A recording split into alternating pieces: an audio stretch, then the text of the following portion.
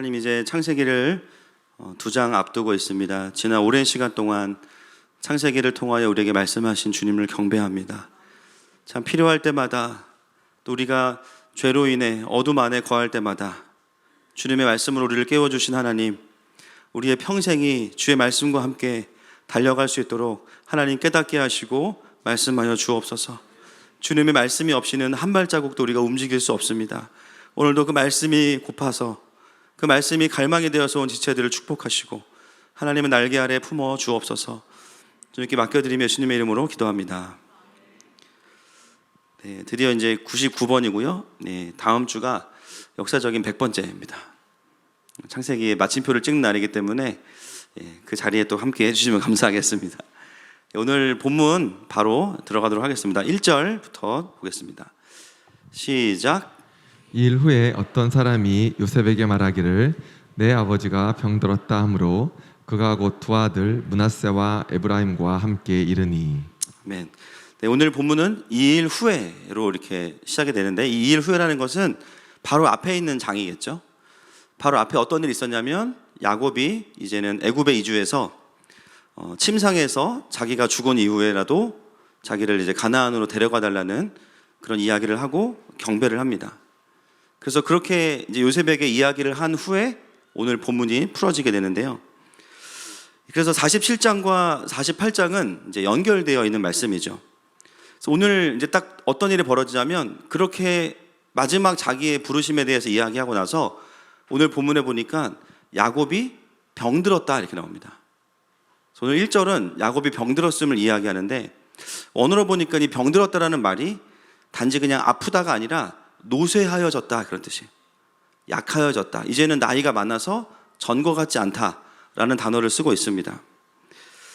야곱은 이제 기력이 다했다라는 의미는 무엇이냐면 그의 사명의 거의 마지막을 향해서 가고 있다 이렇게 이야기하는 것이죠. 오늘은 그 상황에서 이제 요셉이 야곱을 보러 가는데 혼자 가지 않아요. 누구를 데려갑니까? 자신의 두 아들을 데려갑니다. 므낫세와 에브라임. 형이 므낫세고요, 동생이 에브라임인데 이 순서를 잘 기억하시면 되겠습니다. 므낫세의 이름의 뜻은 잊혀지다 이런 뜻이고요, 에브라임이란 뜻은 갑절의 땅, 두 배의 유업 그런 뜻입니다. 저는 오늘 본문을 보면서 가장 이상했던 게 뭐냐면 야곱이 아프다고 하는데 아들 둘을 할아버지에게로 데려가는 요셉의 모습이 굉장히 낯설어요. 어떤 분들은 목사님 성경을 너무 의심하시네 그러실 수 있어요. 뭐 그런 게 궁금합니까? 근데 여러분 질문을 바꿔보면 이 본문은 평범하지 않습니다. 당연히 할아버지에게 두 손자를 데려가는 것은 당연한 것이지만 질문을 바꿔볼게요. 그동안 왜 데려가지 않았을까? 여러 번 만났고요, 자기의 자녀들을 소개할 기회가 있었어요. 근데 왜 그동안은 므낫세와 에브라임을 할아버지에게 데려가지 않았을까? 오늘 본문 8절에 보면 물론 야곱이 이제 정신이 왔다 갔다 하기 때문에 잊어버리는 부분도 있지만 사실은 이 손자들을 처음 봅니다. 이들이 누구냐 이렇게 물어보기도 해요. 그러니까 오늘의 만남은 첫 만남이에요. 보통은 할아버지가 있으면 당연히 요셉은 자신의 아내와 자녀들을 데리고 가서 야곱에게 인사를 시키는 게 정상이겠죠. 근데 이제서야 야곱이 아프다는 이야기를 듣고 그가 얼마 남지 않았다는 이야기를 듣고 그제서야 요셉은 두 아들들을 할아버지에게 데려갑니다. 왜 그동안 데려가지 않았을까? 창세기 46장 20절 말씀 보겠습니다. 시작. 애굽 땅에서 온의 제사장 보디베라의 딸 아스낫이 요셉에게 낳은 므낫세와 에브라임이요. 여기에 이유가 있죠. 여러분 무엇을 알 수 있습니까? 이 두 아들들은 애굽 제사장의 딸이었던 아스낫이란 여인과 결혼해서 낳은 자녀들이기 때문에 순수 히브리인이에요? 아니면은 혼혈이에요? 혼혈이에요. 순수 히브리인이 아닌 거예요. 그리고 요셉의 결혼에 대해서 한번 우리가 좀 확인해 볼 텐데요. 44절, 41장 44절과 45절 창세기 시작. 바로가 요셉에게 이르되 나는 바로라 애굽 온 땅에서 내 허락이 없이는 수족을 놀릴 자가 없으리라 하고 그가 요셉의 이름을 사브나 바네아라 하고 또 온내 제사장 보디베라의 딸 아스낫을 그에게 주어 아내로 삼게 하니라. 요셉이 나가 애굽 온 땅을 순찰하니라. 이 결혼은 요셉이 연애 결혼입니까? 아니면 강제 중매 결혼입니까? 강제 중매 결혼이에요. 그 부인의 이름이 뭐냐면 아스낫이란 이름인데요. 뜻이 뭐냐? 여신입니다. 여신. 요셉은 여신과 결혼했어요. 저도 죄송합니다. 요즘에 설교가 많아서 정신이 없어요. 그러나 사실입니다. 자, 우리가 알고 있는 그 여신의 느낌이 아니라 이름이 여신이고, 사실은 이 여신이라는 개념은 하나님과 연결된 이름이 아니라 이방 제사장의 딸이라는 거예요.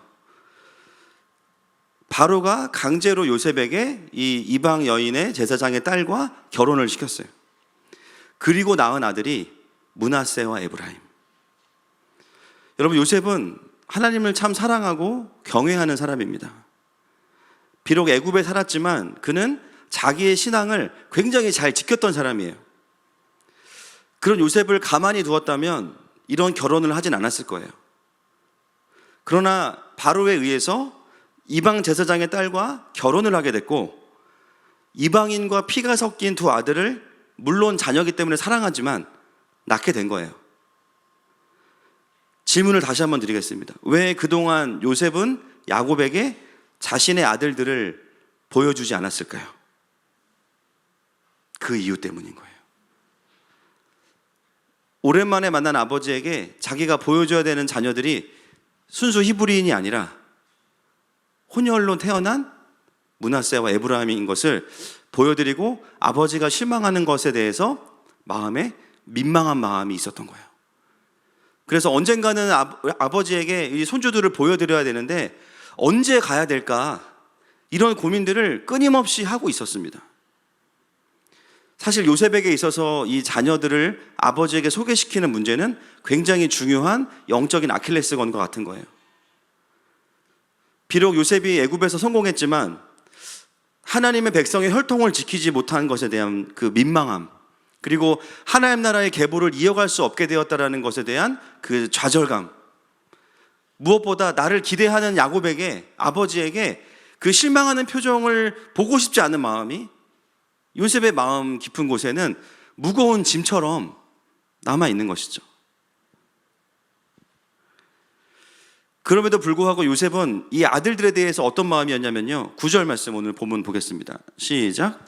요셉이 그의 아버지에게 아뢰되 이는 하나님이 여기서 내게 주신 아들들이니이다. 아버지가 이르되 그들을 데리고 내 앞으로 나아오라. 내가 그들에게 축복하리라. 요셉은 이 아들들을 어떻게 여기고 있냐면요, 혼혈이기 때문에 거룩하지 않아 라는 메시지가 아니에요. 비록 자기가 원하는 결혼은 아니었지만 하나님이 여기서 나에게 주신 아들들이라는 거예요. 누가 주셨다고요? 하나님이. 요셉은 비록 이 자녀들이 순수 히브리인들은 아니지만 하나님께서 이 땅에서 나에게 위로로 주신 아들들이고 너무나 소중한 하나님의 자녀라는 확신은 있었어요. 그러나 그 아들들을 데리고 야곱에게 가서 보여주는 것은 또 다른 어려움과 또 다른 불편함이었어요. 그래서 그의 이름의 뜻이 참 오묘한 거죠. 므낫세, 잊혀지다. 그리고 두 번째는 갑절의 땅. 하나님이 나에게 두 배의 축복을 주실 것이다. 무엇이 잊혀지길 바랬고 어떤 축복이 오기를 바랬을까요? 이 자녀들을 통해서 지금까지 힘들었던 시간들이 잊혀지기를 바랬고, 또 이 땅에서 하나님 앞에는 송구하지만 하나님께서 주시는 축복으로 인해서 내가 그래도 만족해야지라는 고백이 이 자녀들의 이름 가운데 있었던 것이죠. 그렇게 지내는 가운데 이제는 야곱이 병들었고 쇠하였다라는 이야기가 들려옵니다.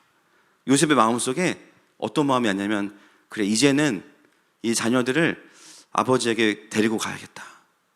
아버지가 아직 정신이 온전하실 때, 아직 건강이 있으실 때 데리고 가야겠다. 자, 오늘 본문을 이어서 가겠습니다. 2절 말씀 보겠습니다. 시작.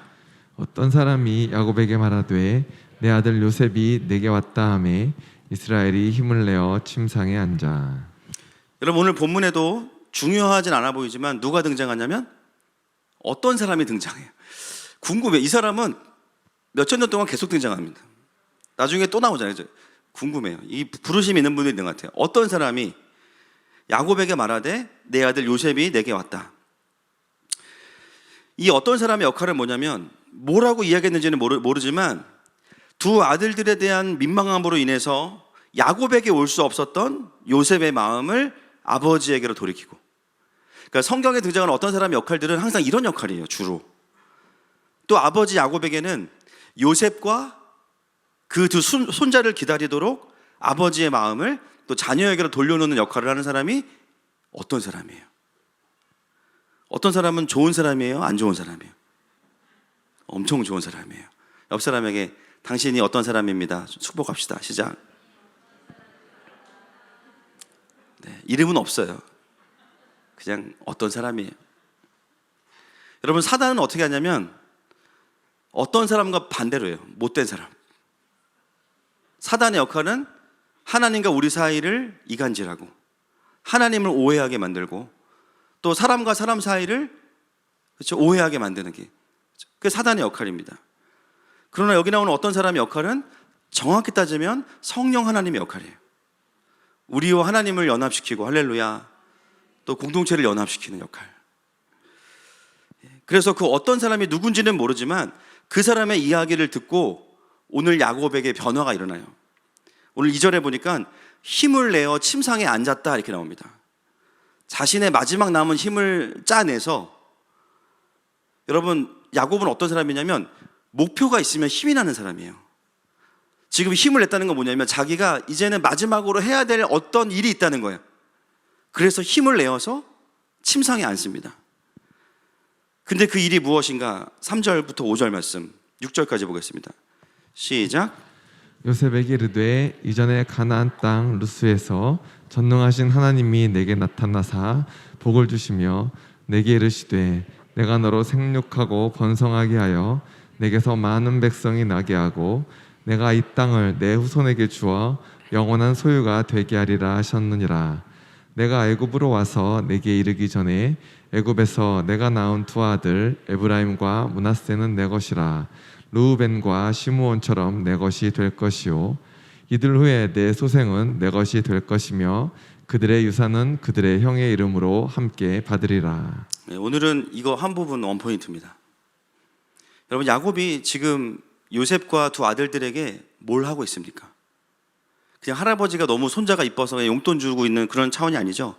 명확하게 뭐라고 하냐면 에브라임과 므낫세는 누구의 것이다. 이 내가 누구예요? 야곱이에요. 에브라임과 므낫세는 내 것이다. 그리고 그 후에 태어나는 자녀들은 너의 것이다. 여러분, 이건 어떤 거냐면 입양입니다. 입양. 손자가 아니라 아들을 삼는 거예요. 지금 야곱이 하는 일이 뭐냐면 혼혈로 태어난 두 손자를 자신의 아들들로 받아주는 거예요. 그리고 12지파에 들어가요. 여러분, 이스라엘 백성들이 너무 혈통 가지고 뭐라고 할 수가 없어요. 사실 12지파에 시작되는 그 지점에 두 명이 혼혈입니다. 여러분, 이게 어떤 의미가 있냐면 그 당시에 장자들이 누리는 축복이 뭐냐면요, 두 배의 땅을 받아요. 에브라임의 이름의 뜻이 뭐라고요? 두 배의 땅이에요. 요셉의 자녀들을 아들로 삼아주는 것은 무엇을 의미하냐면 요셉은 이제 다 장성하고 컸기 때문에 그동안 누리지 못한 모든 그 장자의 축복을 르우벤이 아니라 누구에게 축복하는 거죠? 요셉에게 축복하는 거예요. 그 상징적인 의미로 요셉을 12지파로 들여보내는 것이 아니라 그 두 아들들, 혼혈이어서 원래는 들어올 수 없다고 생각했던 그 두 아들들을 하나님의 12지파의 반열에 집어넣는 거예요. 결국 이 사건은 뭐냐면 요셉을 실질적인 영적인 장자로 야곱이 인정하는 겁니다. 역대상 5장 1절 말씀 보겠습니다. 시작. 이스라엘의 장자 르우벤의 아들들은 이러하니라. 르우벤은 장자라도 그의 아버지의 침상을 더럽혔으므로 장자의 명분이 이스라엘의 아들 요셉의 자손에게로 돌아가서 족보의 장자의 명분대로 기록되지 못하였느니라. 아멘. 저의 자의적인 해석이 아니라 성경이 말하고 있습니다. 실질적인 영적인 장자는 누구라고요? 요셉이에요. 사실 요셉은 자신의 두 아들들을 야곱에게 데리고 가는 것은 굉장히 민망한 일이라고 생각했는데 아버지 야곱은 그렇게 생각하지 않았던 거예요. 내가 요셉을 좀 더 지켰다면 요셉이 이런 삶을 살지 않았을 텐데, 이 아이가 이렇게 되지 않았을 텐데, 요셉에게 있어서 이 두 아들이 얼마나 부담일까? 이미 야곱은 그것들을 알고 있었죠. 그리고 이제는 애굽의 총리가 돼서 돈도 충분히 있고 권력도 다 가진 요셉을 위해서 아버지 야곱이 해줄 수 있는 유일한 일이 있다면 무엇일까요? 그것이 바로 이것입니다. 아비로서 할 수 있는 축복. 요셉의 마지막 남은 인생에서의 걸림돌과 자신이 실패했다고 느껴질 수밖에 없는 두 아들들에 대한 부분을 야곱이 그냥 힘을 다 내어서 해결해 주고 있는 거예요. 이 요셉의 수치를 내가 완전히 흡수해 버려야겠다. 그래서 49장은 저희가 넘어갈 텐데요. 그냥 다음에 할 텐데 49장에서 아들들을 축복하기 전에 먼저 48장에서 장자로서 요셉과 두 자녀들을 축복하는 내용이 오늘 본문에 먼저 기록되어 있는 것이죠. 여러분, 이스라엘이 혈통을 지켜서 거룩하게 여김을 받은 것이 아닙니다. 오늘 본문을 보면 알 수 있어요. 하나님이 선택하셨기 때문에 거룩한 거예요. 우리가 거룩해서 물론 거룩을 지켜야 되지만 거룩했기 때문에 주님께서 우리를 선택하신 게 아니에요. 선택하셨기 때문에 거룩해지는 겁니다. 하나님 나라의 백성의 본질은 어떤 혈통이나 지위나 재산이나 이런 것들이 아니라 그냥 하나님의 전적인 선택과 은혜입니다. 그게 우리는 너무 감사한 거죠. 하나님께서 우리를 그렇게 선택하셨고 불러주셨고 은혜를 주셨기 때문에 우리가 이 삶을 살아갈 수 있는 거예요. 오늘 여러분 제가 말씀드렸지만 야곱이 요셉의 아들들의 이름을 부를 때 형과 동생의 순서를 바꿔 부릅니다. 은율이 서율이가 아니고 서율이 은율인 거. 므낫세 에브라임이 아니고 5절에 보니까 에브라임 므낫세라고 부르는데 나중에 이제 아시겠지만 이제 차자의 축복을 해서 엇갈려서 축복을 하잖아요. 첫 번째가 그런 이유가 있고요. 메시지로 본다면 잊혀지다 두 배의 갑절이 아니라 축복이 먼저고 잊혀지는 게 그 다음으로 바꾼 거예요. 여러분, 하나님께서 우리의 삶의 어려움과 상처의 시간들을 이기게 하시는 방법 중에 하나가 뭐냐면 더 많은 축복과 은혜를 부어주시는 겁니다. 더 많은 하나님의 사랑이 부어져서 잊혀지게 만드시는 거예요. 고통과 아픔을 하나님의 그 한없는 사랑으로 계속 부어주셔서 희석시켜 버리는 거예요. 내 인생의 고통의 농도가 90%였다면 하나님의 은혜와 구길이 막 부어지니까요, 그게 0.009%가 되는 거예요. 그 자체의 내용은 변함이 없어요. 그런데 더 많은 하나님의 은혜와 사랑들이 부어지게 하시는 거예요. 하나님은 그동안 민망함 가운데 살았던 요셉을 장자로 삼아주시고, 저는 여기서 요셉이 보상이 필요한 사람은 아니지만 하나님이 요셉의 지난 삶을 완전히 보상해 주신 거죠. 잃어버린 아들의 시간들을 완전히 새롭게 하신 거예요. 그리고 두 배의 축복을 주심으로 인해서 고통을 잊는 것이 아니라 그냥 이제는 과거의 모든 시간들을 다 그냥 하나님 안에서 새롭게 해석하게 만드신 겁니다.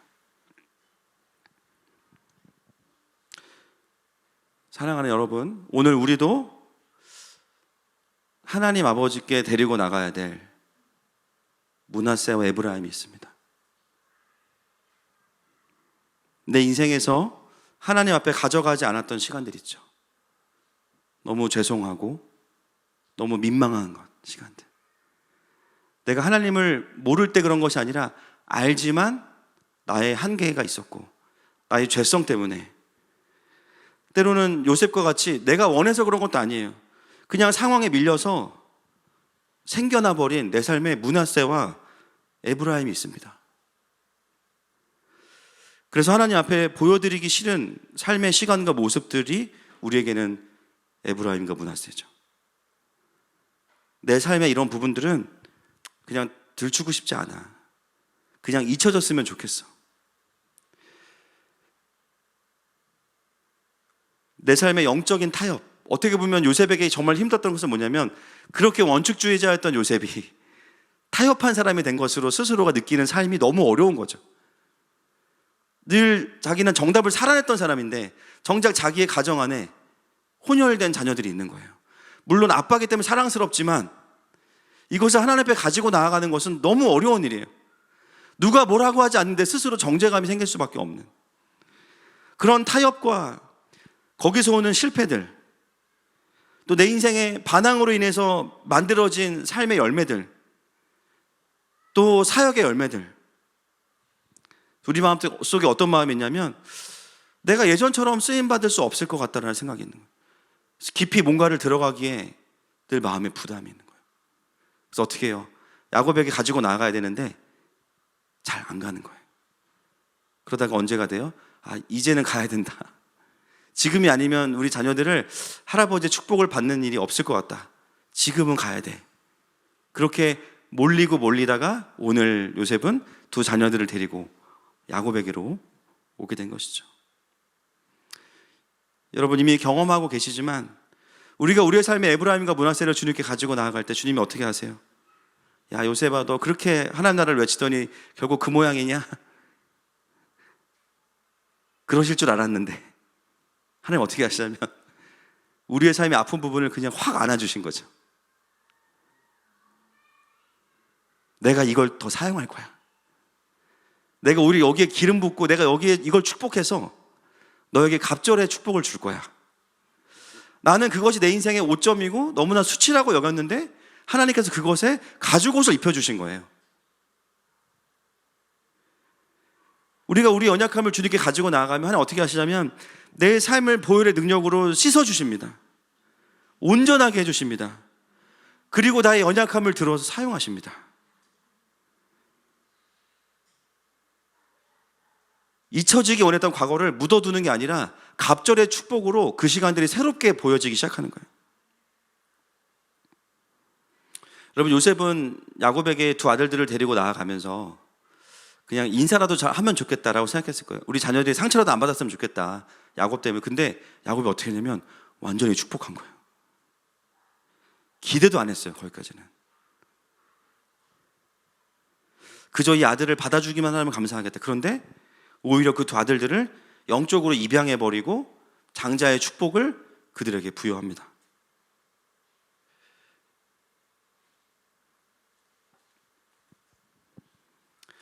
제가 말씀 연구를 요즘에 이제 제가 굉장히 부지런해졌어요. 주일 끝나면 바로 다음 주 설교 준비 들어갑니다. 할렐루야. 너무 행복해요. 걱정하지 마세요. 요즘 하나님이 좀 더 예배 자리를 지키라는 마음을 주셔서 저도 이제 어떻게 보면 9주년을 넘어가면서 정말 더 예배와 영혼들을 돌보는 일에 집중해야겠다, 그런 마음을 많이 주셔서 그렇게 힘들진 않습니다. 말씀 준비하고 기도하는데 제가 요 주일 월요일까지 주일 설교, 그리고 이제 월요일 넘어가면서 이 본문을 좀 주회를 해놓고 나서 항상 이제 하나님 앞에 나아가죠. 하나님, 이것이 저에게는 어떤 의미입니까? 또 제 인생의 에브라임과 므낫세는 무엇입니까? 여쭤봅니다. 이제 9주년을 앞두고 하나님 저에게 주셨던 제 마음에 올라오는 마음들은 뭐였냐면, 이렇게 교회 사진들 이렇게 보다가 보니까 함께 예배하다가 이제 함께 예배하지 못하는 지체들이 많이 보이는 거예요. 여러분, 우리 교회가 늘 좋은 일만 있는 거 아닌 거 아시죠? 그리고 함께하지 못하는 지체들이 여러 가지 이유들이 있어요. 뭐 이사를 간 분도 있고, 또 저의 연약함 때문에 상처받은 분들도 많아요. 제가 용서도 구하고 하지만 또 해결이 안 된 분들도 있어요. 이제 마음속에 그 민망함이 올라오는 거예요. 물론 저는 최선을 다해서 잘 그 지체들과 교제하고 축복했지만, 제가 어떤 마음이냐면 하나님 앞에 갈 때 좋은 것만, 잘한 것만 가지고 가고 싶은 거예요. 근데 이 본문은 저에게는 그런 본문이 아니에요. 제가 멈추어 서서 정말 특히 저로 인해서 어려웠던 지체들이 막 떠오르는데, 그들이 저에게는 에브라임과 므낫세였어요. 또 마음에 민망함과 송구함이 올라오면서 사람에 대한 미안함과 주님께 대한 죄송함이 올라옵니다. 하나님 앞에 나아가서 주님, 참 마음이 그렇습니다. 여전히 제가 부족하고 죽을 때까지 이럴 건데 어떡할까? 진짜 소망이 없는데. 하나님 주셨던 마음이 뭐냐면 안다. 참 이게 감사하죠, 그렇죠? 아신대요. 제가 그럼 알고, 근데 내가 그들도 너무 축복한다. 내가 그들도 너무 사랑한다. 할렐루야. 내가 여전히 그들의 아비다. 그런 마음을 주시더라고요.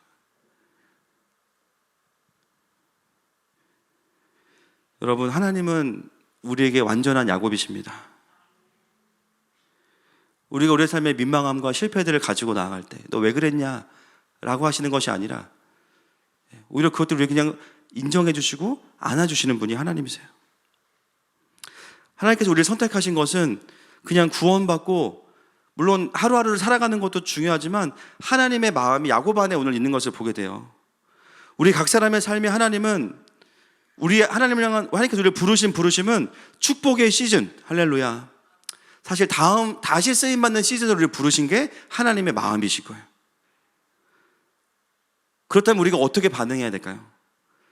내가 어떤 실패와 어떤 민망함이 있다 할지라도 사실은 에브라임과 므낫세를 이름을 바꾸어서 부르시고 오히려 우리의 실패를 향해서 말씀하시는 그 주님 앞으로 이 아이들을 데리고 나가야 됩니다.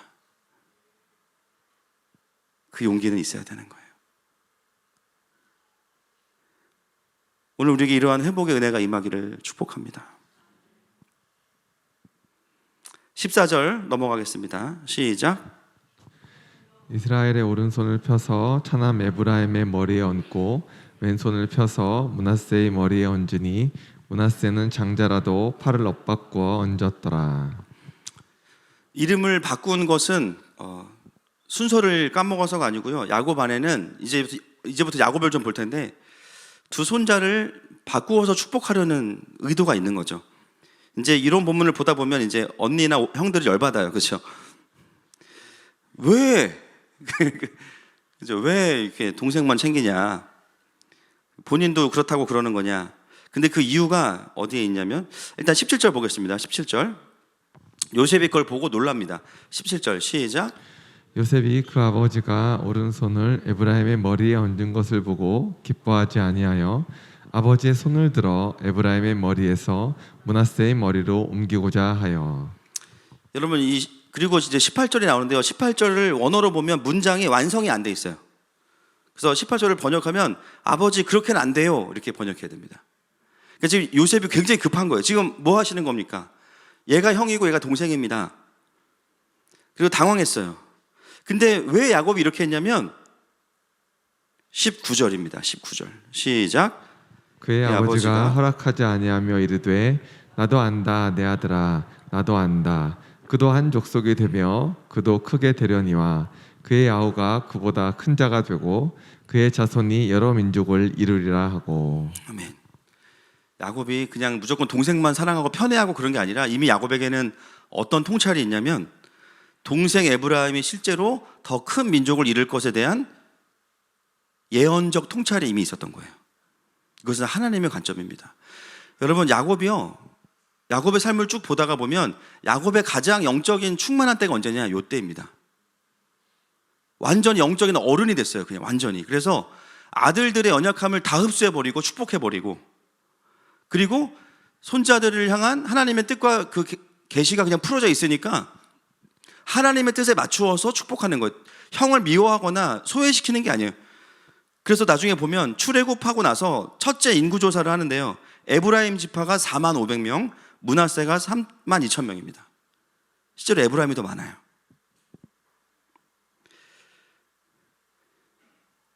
그리고 21절, 22절에 보면 야곱의 또 다른 통찰이 한 번 더 나옵니다. 같이 읽겠습니다. 시작. 이스라엘이 요셉에게 또 이르되 나는 죽으나 하나님이 너희와 함께 계시사 너희를 인도하여 너희 조상의 땅으로 돌아가게 하시려니와 내가 내게 내 형제보다 세겜 땅을 더 주었나니 이는 내가 내 칼과 활로 아모리 족속의 손에서 빼앗은 것이니라. 그럼 이게 좀 자세히 보면 다시 돌아가는 것에 대해서 이야기하면서 22절에 보면요, 내가 칼과 활로 아모리 족속의 손에서 빼앗은 이라고 하면서 완료형이거든요. 여러분 이 사건은 450년 뒤에 일어날 일이에요. 가나안 정복입니다. 근데 이거를 야곱이 어떻게 표현하냐면 완료형으로 이미 끝난 것으로 이야기합니다. 그러니까 이 48장에서는 이 야곱의 영적인 아주 성숙함과 깊이와 하나님과 동역함을 그냥 볼 수 있는 장면이 여기예요. 그동안 야곱에 대한 수많은 이야기가 있었지만 사실은 가장 영적으로 충만하고 하나님과 함께 하고 있는 그 시즌이 바로 이때입니다. 450년 뒤에 있을 가나안 정복 이야기를 지금 이룬 것으로 믿음으로 선포하는 야곱. 그래서 에브라임과 므낫세를 축복할 때도 이미 야곱은 하나님의 관점에서 예언적으로 선포하는 겁니다. 정말 영적인 거인으로서의 야곱을 좀 보게 돼요. 여러분, 저는 하늘마음교회가 이런 교회가 됐으면 좋겠습니다. 우리 안에 있는 어둠과 수치들을 다 덮어낼 뿐만 아니라 회복시키고, 그리고 이 시대를 향한 하나님의 깊은 통찰을 가지고 사람들에게 방향을 이야기하고 함께 뛸 수 있는 교회. 할렐루야. 그리고 자신의 후손들이 앞으로 헤쳐나가야 될 그 사명에 대해서 믿음으로 이루어진 것으로 선포해주는 교회. 야곱의 존재 자체가 너무나 큰 안정감일 거예요. 오늘도 우리가 보게 되는 것은 그 하나님의 계획과 뜻을 보는 사람들은요, 언어가 다르다는 거예요. 어떤 언어를 씁니까? 합시다가 아니라 주님이 하십니다. 주셨습니다. 회복됩니다. 완료형이에요. 목사 힘들어 죽겠는데 어떻게 완료형이에요? 선포하십시오. 선포하는 거예요. 나사로야 일어나라. 선포하는 거예요. 그래서 우리의 영적인 싸움은 축복과 선포의 싸움입니다. 여러분, 우리 또한 각자에게 주신 사명과 부르심이 있으시죠? 아직 그게 진행 중이지만 날마다 선포하셔야 돼요. 상황과 상관없이 나를 향한 하나님의 뜻이 이루어질지어다. 이루어졌음을 경배합니다. 선포하는 겁니다. 그리고 나는 다시 상처와 외로움으로 돌아가지 않을 것입니다. 여러분, 선포하십시오. 나는 어떤 상황에도 예배할 것입니다. 선포하십시오. 말씀을 정리하겠습니다. 오늘 48장을 쭉 봤는데요, 크게는 사실은 한 장면이고 뒤에 부분까지 보면 두 장면입니다. 여러분, 오늘 말씀을 함께 나누면서 하나님께서 우리에게 말씀하시는 거, 어쩌면 우리를 축복하시기 위해서 하나님은 힘을 내어 앉아 계십니다. 너의 인생의 므낫세와 에브라임을 부끄러워하지 말고 내게 좀 데리고 왔으면 좋겠다. 너가 생각하는 수준의 회복이 아니라 내가 그들에게 그 시간들을 향해서 정말 부어주기 원하는 은혜가 있다. 여러분, 그것을 믿음으로 반응하시고 이 시간 주님 앞에 가지고 나아가십시다.